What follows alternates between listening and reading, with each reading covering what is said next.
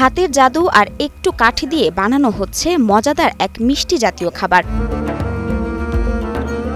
খেজুর, বাদাম, চিনি ও শুকনো নারিকেলে ভরা ইরাকের জাতীয় বিস্কুট হিসেবে পরিচিত এই ক্লেইচা খুব সুস্বাদু।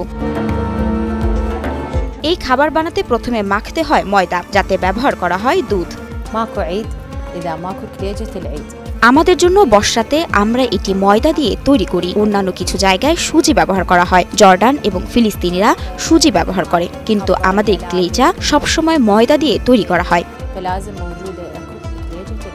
এরপর ময়দার লেচি কেটে তাতে পুরে দেওয়া হয় খেজুর, বাদাম, নারিকেলের মিশ্রণ। কখনো হাতের সাহায্যে দেয়া হয় এর আকৃতি, আবার কখনো কুকি মোল্ড ব্যবহার করে অর্ধ চাঁদের আকারে তৈরি করা হয় এই সুস্বাদু বিস্কুট।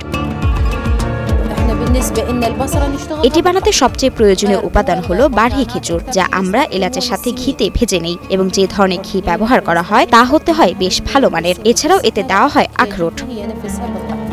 এরপর সেগুলো সাজানো হয় বেকিং ট্রেতে। উপর দিয়ে ব্রাশ করে দেওয়া হয় বাটার, আর উপরে এক চুটকি করে সাদা কালো তিল। এরপর সেসব বেক করা হয় ওভেনে। তাতেই তৈরি হয় এই বিস্কুট। দোকানে এ খাবার মিললেও দেশ জুড়ে অসংখ্য পরিবার এই বিস্কুট নিজেরাই তৈরি করার রীতি বজায় রেখেছে এখনো।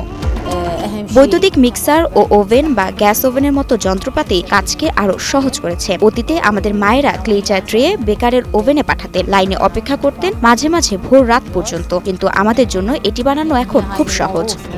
ইরাকিদের সব উৎসবে আপ্যায়নের টেবিলে নানা আকৃতির ক্লেইচা দেখা যায়। স্বাদের পাশাপাশি এর গন্ধ মন মাতানো। ক্লেইচা সাধারণত এলাচের ফ্লেভারে হয়ে থাকে, মাঝে মধ্যে গোলাপের ফ্লেভার দিয়েও এটি তৈরি করা হয়। আধুনিক মিষ্টান্নের বিকল্প থাকা সত্ত্বেও ইরাকি পরিবারগুলো বাড়িতে ক্লেইচা রান্না করে ঈদুল ফিতরের ঐতিহ্যকে বাঁচিয়ে রাখে।